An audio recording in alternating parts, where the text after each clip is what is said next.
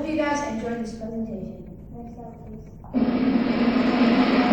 This slide was just for fun. Keep calm, everyone. You guys have to listen to me carefully for the next 2 to 3 minutes, because what I'm going to say is really important.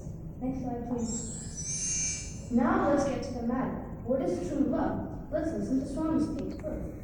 Pure, unselfish love towards all living beings, considered as embodiments of the divine, with no expectation and reward, is true love. Swami, next slide, please.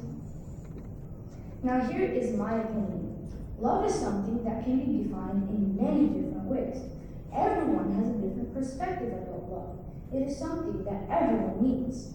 Biologically, it is a powerful neurological condition like hunger or thirst, only more permanent.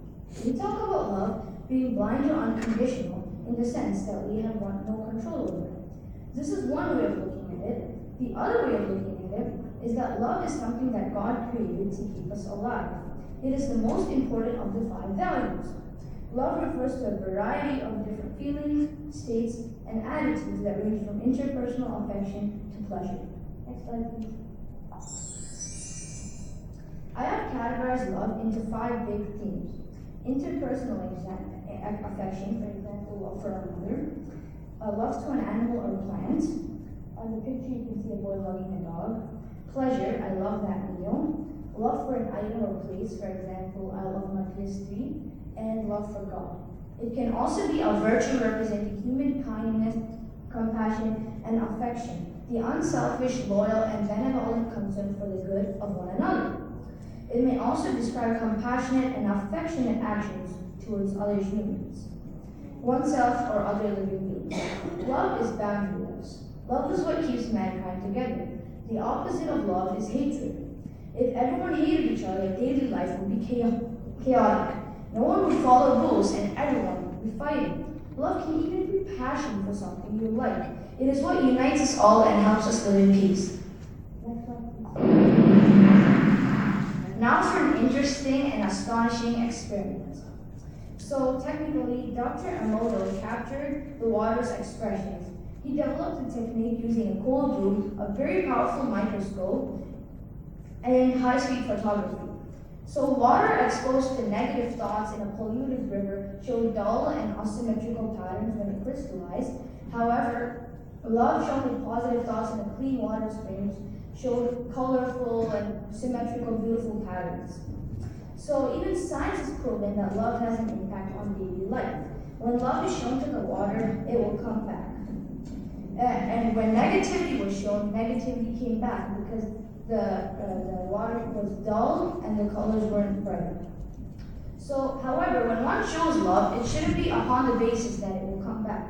Swami says, love does not seek anything in return. Love knows only to give, not to receive. Such love is free from fear. These are the basic features of true love. Next slide, please.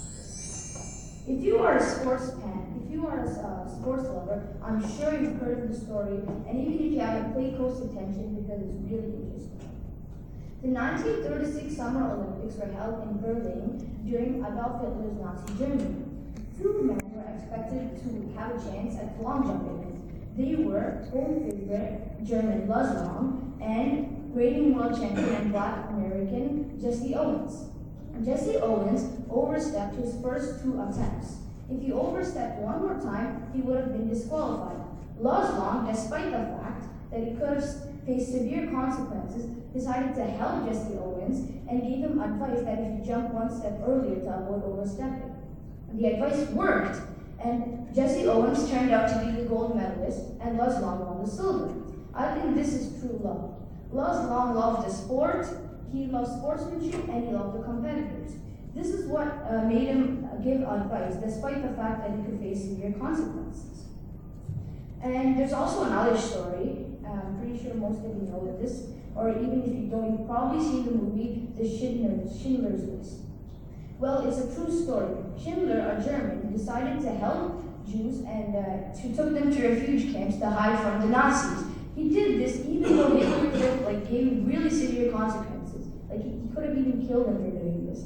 This is because of his love of mankind, which made him break all barriers. He did this despite all those consequences that he could have faced. So this love is the glue that keeps mankind together. Next slide, please. So, are you going to be loving to everything? Thank you for listening to my presentation. I hope that you enjoyed it. If you didn't like it, then next slide, please.